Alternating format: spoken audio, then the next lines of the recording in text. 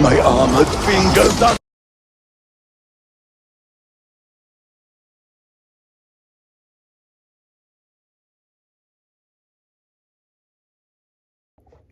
Hello everybody, welcome to episode 24 of Review-a-thon.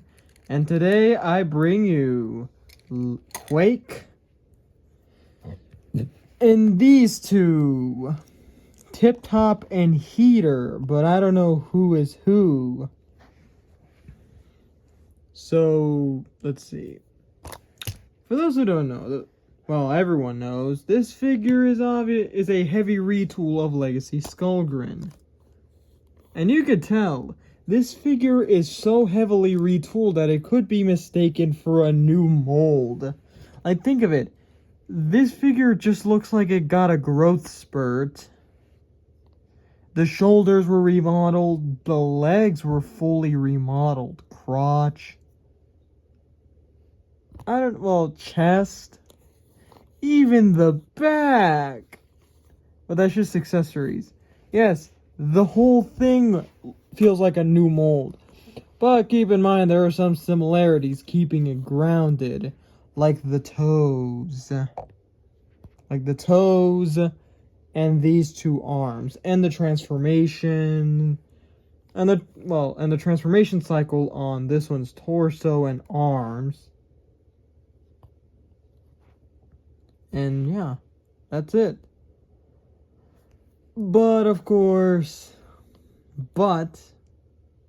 there is one sacrifice that this figure got and this one that lost over this one.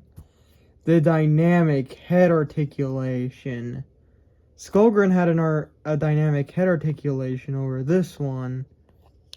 Yet Quake just had this. But I quite like the figure. It looks sturdy, dense. Like, look at this. The figure. A little loose, but very dense. And there's nothing wrong with the figure. Heck, it's actually slightly better. But my criticisms might go to the vehicle mode. But anyways, in terms of articulation, compared to Skullgrin, this figure's articulation feels so dynamic.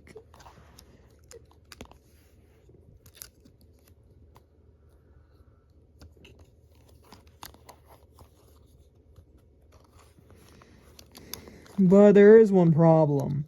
Hollowness in the leg and them legs. And here I understand due to transformation, but the vehicle mode is fantastic. But I cannot say the same thing with these two. These two feel like bricks. And I understand they're literally just, I think, retools of Zigzag and Sunbeam. But come on, they could have just used the War for Cybertron Bat Target Masters. At least they have a little more posability.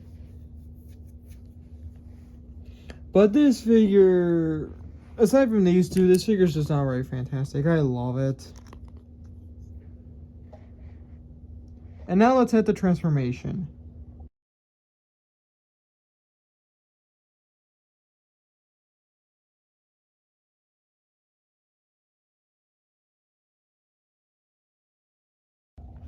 So the tank mode is where it brings the figure down.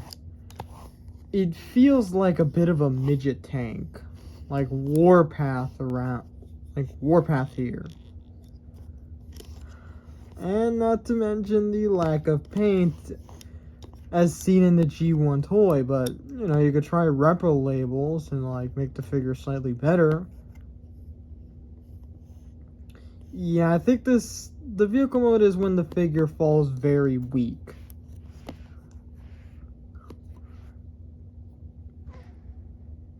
And not to mention the unpainted treads, but I get that because the G1 toy. So the final verdict, even though a strong robot mode, the vehicle mode is just very weak and feels very weak. And it doesn't help that these two are literally bricks. Please give them a little bit of posability. Oh no, I'm wrong. They can't. So, I'm giving this figure somewhat of a 7 out of 10. Just a 7, simply. Simple in fact. And stay tuned for episode 24. No, not episode 24, 25.